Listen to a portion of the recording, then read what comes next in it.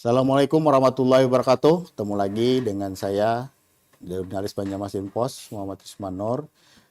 Kali ini kita akan membahas masalah Komisi Penyiaran Indonesia, dan kebetulan sore ini kita langsung datang ke Ketua KPID Kalimantan Selatan, Pak Dr. Insinyur Muhammad Farid Sopyan, MS. Selamat sore Pak Farid. Sore. Assalamualaikum warahmatullahi wabarakatuh. Waalaikumsalam warahmatullahi wabarakatuh. Kedatangan Pak Farid Sopyan ini sebuah momentum yang juga kami pandang cukup penting, dan ini mungkin juga sejarah bagi Kalimantan Selatan yang juga turut menggugat ya Pak? Ya. Menggugat Pak. Mengajukan judicial review tentang undang-undang penyiaran. Pak Farid, selamat sore dan salam sejahtera bagi kita semua.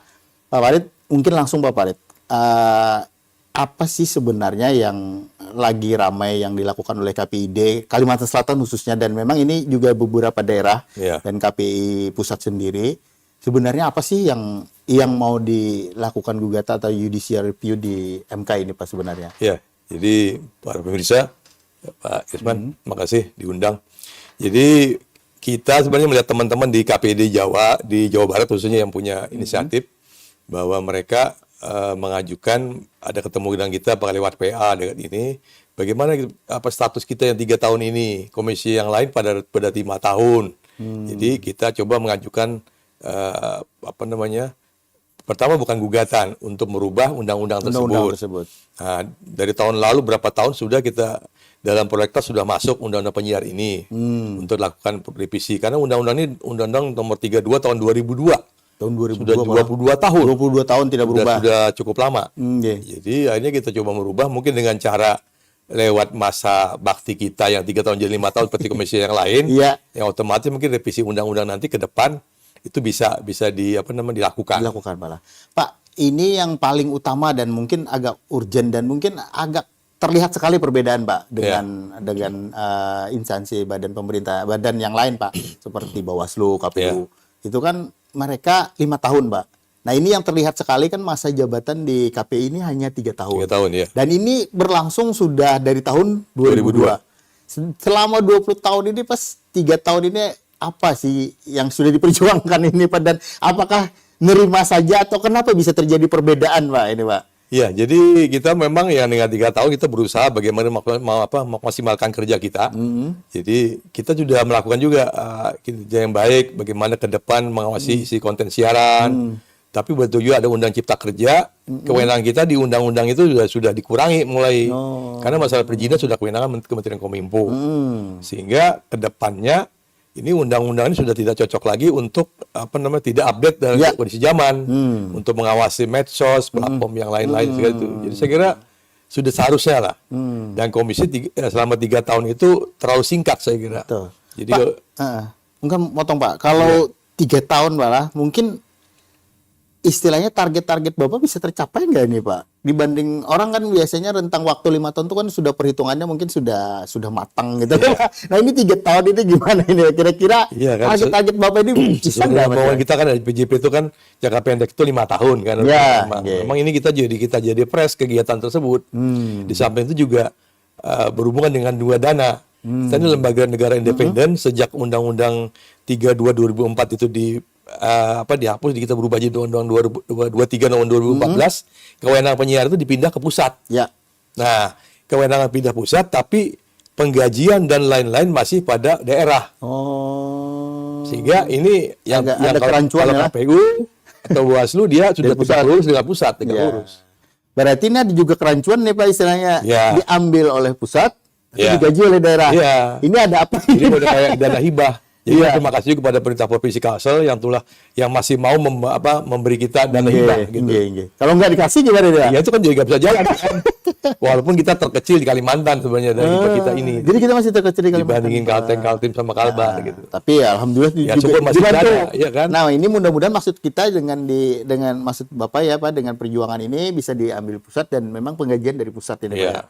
Nah, ini Pak kalau sampai sejauh mana nih Pak sudah dilakukan ini upaya? Ini kan juga kita lihat berita-berita itu di salah satu yang KPID Kalsel ini salah satu Iya. dari sekian KPID dan ini yang memperjuangkan. Dan ini langkahnya sudah sampai mana nih Pak? Jadi rencana besok itu sidang pertama. Oh besok Jadi ya? ada pemeriksaan berkas, kelengkapan berkas untuk diterima oleh MK judicial review-nya. Oke. Jadi kalau mau berkas nanti baru diterima, tanda terima oke, sah, baru untuk lanjutnya sidang kedua dan lanjut selanjutnya. Hal apa nih Pak yang urgent Pak? Yang Ya masalah masa jabatan itu. masa jabatan? Jadi semua komisioner itu kan semua rata-rata 5 tahun. 5 tahun. Kenapa kita tidak bisa 5 tahun juga seperti juga MK juga kan dulu 3 tahun Iya, jadi 5 tahun. jadi gitu. 5 tahun. Sekarang sudah bisa 5 tahun Pak ya. Ya. Nah, ini ada apa nih dengan KPI ini jadinya Pak? Dan kenapa Pak, mungkin ada sejarahnya kok bisa sampai waktu awal tuh 3 tahun ini Pak jadinya Ya mungkin. mungkin mereka menganggap kan bahwa Komisi Penyiaran ini saat itu kan belum begitu padat kegiatannya. Betul, Tadi Pak. dengan perkembangan zaman kan sudah begitu rumitnya, kompleksnya yang harus diawasi, yang harus dilakukan pengawasan itu oleh kita. Pak, ini kan biasanya malah KPI ini kan rame Pak. Biasanya kan berhubungan dengan khususnya televisi dan Ya, radio. dengan radio Pak ya. Ya. Nah ini Pak ke depan Pak, ini kan apakah tugas Bapak ini hanya mengurusi radio sama televisi, sementara kan era digital ini udah tidak terbendung nih Pak. Ya. Ini kan ada YouTube, ada Facebook, ada Instagram yang semuanya itu juga dalam bentuk video Pak. Iya. Nah tidak hampir sama dengan televisi. Nah ini gimana nih Pak peran KPID sendiri nanti ke depan nih Pak, atau sudah termasuk atau direvisi di undang-undang nanti Pak? Ya, kita kalau memang revisi Undang-Undang 32 sudah dilakukan oleh DPR Komisi 1 khususnya itu, kalau berhasil itu memang kita bisa mengawasi medsos dan platform yang lainnya. Itu sudah keharusan kita sebenarnya mengawasi. Selama ini kan lembaga penyiaran dalam prakteknya mereka menggunakan medsos dalam menerima pesan, melakukan di YouTube dan lain-lain lah. Itu sudah tiba-tiba menggunakan platform yang lainnya lah. Platform yang lainnya lah. Nah, seperti yang kita lakukan saat ini juga kita kan live nih Pak di 3 platform Ya. kita, YouTube Banjarmasin Post News Video, di Facebook Bipos Online dan di Instagram Banjarmasin Post. Nah, ini mungkin kan juga nanti kita juga akan ke depan mungkin kan ini di bawah Ya. pengawasan juga KPI Pak, mungkin kan. Kalau selama ini kan juga banyak seperti di YouTube kan itu berbagai macam bentuk penyiaran lah ya kasarnya Ya. itu kan. Ini siapa nih yang tugas sekarang nih? Sekarang masih di Kementerian Kominfo, di Barreskrim dan juga Badan Sandi Cyber Nasional kita. Jadi kira-kira masih itu yang mengawasi itu. Tapi karena mereka di daerah kan hampir-hampir penanganan di daerah hampir-hampir tidak ada. Iya, sementara kan yang ada nih di KPID nih kan Pak Ya. istilahnya. Cuman kewenangan KPID Kalsel sendiri kan daerah terbatas ya Pak Ya. ya. Jadi Saya kira ke depan itu ya mau tidak mau harus kita lakukan pengawasan itu sehingga orang masyarakat dalam hal ini akan percaya apa yang disampaikan di medsos itu berarti Ya, betul. Selama ini kan orang makan menggunakan masih mainstream. Jadi Ya, lembaga-lembaga yang penyiaran radio dan TV yang memang dilakukan yang memang disahkan punya izin resmi. Ya. Itu yang orang percaya beritanya berarti tidak hoax nih. betul. Kalau di medsos tidak semua orang yang merasa itu yakin disampaikan bahwa padahal benar. Betul. Tapi masih keyakinan orang masih belum 100% seperti itu. Pak kembali lagi Pak ke gugatan atau judicial review tadi Pak Ya. dari KPID ini kan berawal dari siapa tadi Pak dari awal Dari KPD Jawa Barat. dari KPID Jawa Ya, Barat Saiful Rahman. kemudian ini dan kita lihat KPID Kalsel sendiri agak getol nih Pak.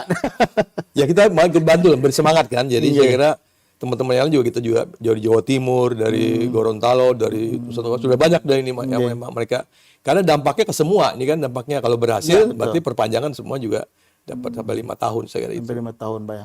Pak kalau misalnya nanti disahkan misalnya berhasil Pak ya dalam 5 Iya. tahun itu ini kira-kira gimana Pak? Maksud turun peran KPID sendiri Pak kalau Bapak lihat bisa berperan maksimal nggak Pak nanti ya? Otomatis kalau itu berubah jadi 5 tahun, otomatis Undang-Undang 32 tuh dengan sendirinya akan terrevisi. Oh. Nah, berarti pasal-pasal yang lain juga akan ikut kan, otomatis kan di situ. Makanya perjuangannya Nah, di jadi ini dengan Pak cara ya. begini, jadi dengan lewat pintu ini Ya, saya pintu kira, ini saya jadi masuk. sehingga yang masalah-pasal yang kewenangan perizinan, pengawasan medsos itu akan bisa masuk nanti di revisi Undang-Undang 32. Oh. Pintu masuk saya kira. Pintu itu. masuknya di sini Pak ya. Ya. Oh, mudah-mudahan ini bisa berhasil Pak ya. Ya, amin. Tapi ini di tengah kesibukan lagi pemilu dan mungkin mudah-mudahan dengan ya, anggota di Dewan di Iya. Senayan ini Pak mungkin ada yang wakil juga dari dari Kalimantan Selatan mungkin bisa memperjuangkan atau mendengar ini dari KPID Kalimantan Selatan atau KPID Pusat nanti yang memperjuangkan masalah ini Pak, bisa didengar Pak. Pak, kalau untuk peranan KPID Kalimantan Selatan sendiri gimana nih Pak saat ini Pak kita Pak? Kita yang selama ini cuma ikut melakukan pengawasan isi siaran, konten siaran. Jadi pada lembaga TV dan radio saya kira. Untuk tindakan sendiri Pak, mungkin ada beberapa misalnya sudah ada teguran dan lain sebagainya. Ya, mereka punya P3SPS kan, pedoman perilaku perilaku penyiaran dan standar program penyiaran. Nah, kalau mereka melanggar itu kode etik yang ada kan, berarti mereka berarti ini kita lakukan teguran lah. Tapi ada bisa pembinaan untuk itu. Pak, kalau misalnya Pak di daerah atau misalnya di nasional sendiri yang mungkin ke penyiaran itu mungkin ada keresahan di masyarakat. Nah, ini atau masyarakat ini bisa nggak Pak berperan aktif Pak? Ada, bisa. Mereka bisa menyampaikan menyampaikan ke kita. Nanti kalau ada hal-hal yang tidak sesuai, lembaga penyiaran menyiarkan tontonan-tontonan yang tidak sesuai dengan jam tayangnya, harus ada tulisan mau bimbingan orang tua, ini dewasa, itu bisa dilaporkan kepada kita. Jadi bukan hanya dari KPID sendiri yang melakukan itu, tapi masyarakat sendiri juga bisa kita mau melakukan itu, membangkitkan kembali masyarakat peduli siaran kita ada di daerah dulu pernah dibentuk. Tapi karena kondisi kita dana kita terbatas, kita untuk membangkit kembali perlu untuk kesiapan kembali untuk mereka itu.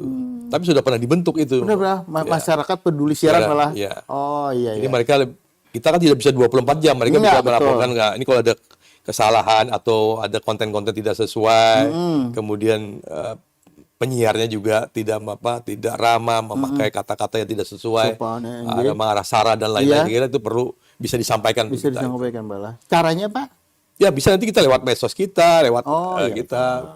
Mereka bisa melaporkan atau kirim kita dengan bukti. Ada bukti rekaman mereka itu. Rekaman mereka malah. Supaya tidak ada fitnah kan, berarti betul. Pak, kalau untuk kepedulian masyarakat sendiri Pak sekarang ini Pak dengan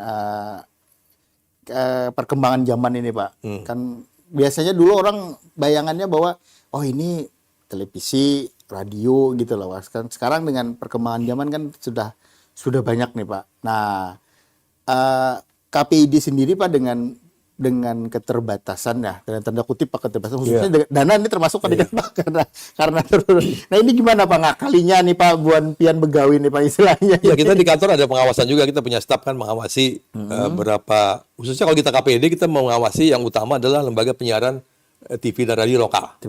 Sedang untuk nasional itu kewenangan dari KPI Pusat. Tapi kita juga tidak menutup untuk mengawasi mereka juga, tapi tidak kewajiban yang utama untuk itu. Nah, itu di kantor kita ada punya tenaga, itu nanti mereka bisa pantau, ada rekamannya, itu bisa kita lihat. Ini konten-konten yang memang ada laporan tiap minggu, kita sudah buat laporan itu.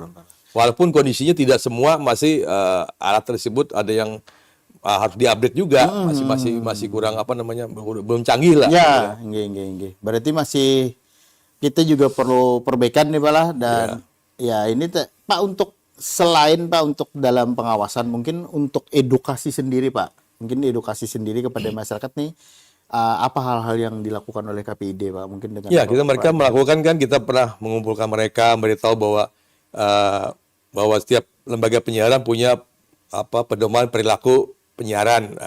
Itu kemudian setelah ada program penyiaran juga ada apa sih mereka harus sampaikan dengan narasi, dengan kalimat, dengan tayangan yang menjadikan tonton jadi tuntunan. Tontonan jadi tuntunannya Pak ya. Kira itu kan edukasi kan.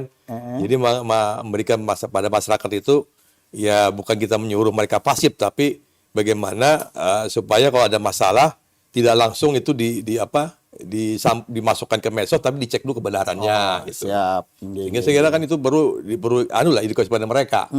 Walaupun medsos bukan pengawasan kita, tapi itu jadi berdampak juga pada keresahan di masyarakat. Oke Pak, pembicaraan ini mungkin akan semakin menarik nih Pak kita, tapi kita ada jeda iklan berikut dulu Pak.